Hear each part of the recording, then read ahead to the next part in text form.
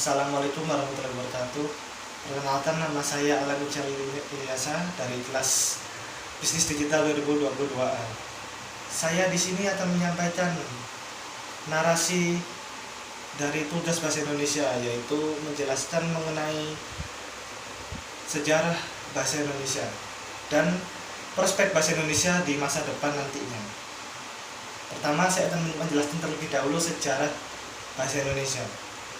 Bahasa Indonesia lahir pada tanggal 28 Oktober 1928.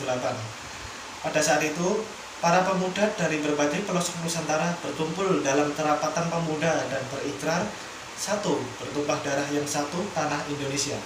Yang kedua, berbangsa yang satu, bangsa Indonesia. Dan yang ketiga, menjunjung bahasa persatuan, bahasa Indonesia. Ikrar para pemuda ini dikenal dengan nama Sumpah Pemuda.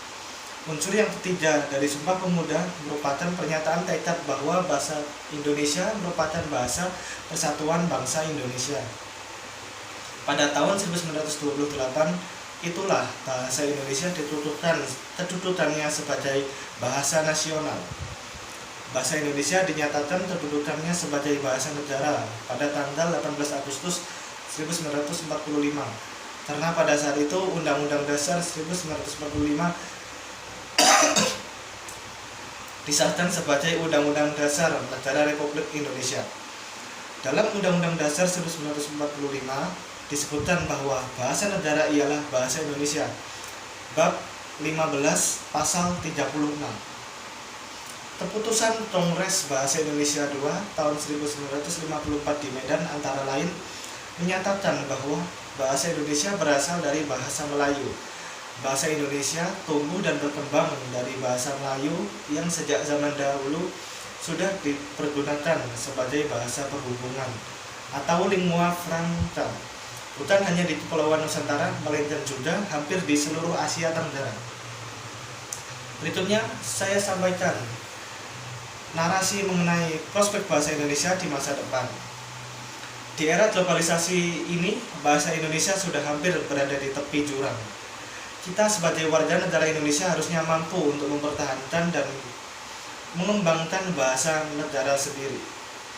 Melestarikan bahasa Indonesia itu adalah hal yang wajib harus dilakukan.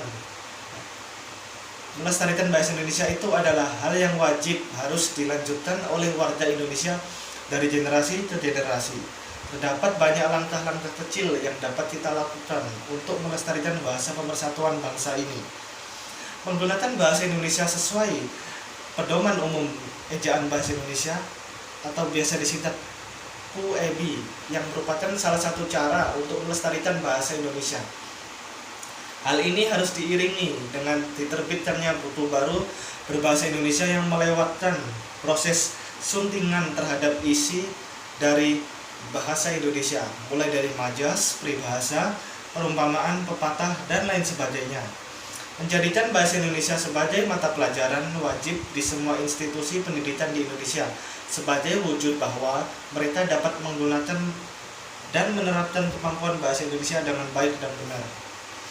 Bahasa Indonesia pada masa-masa mendatang diharapkan lebih menampakkan peranannya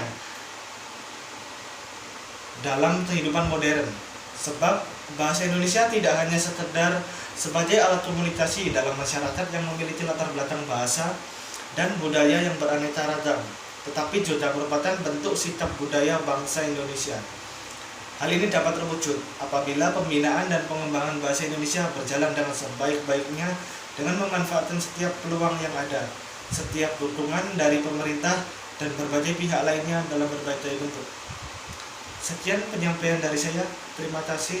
Mohon maaf apabila ada kesalahan kata atau kalimat yang kurang cocok. Sekian dari saya. Wassalamualaikum warahmatullahi wabarakatuh.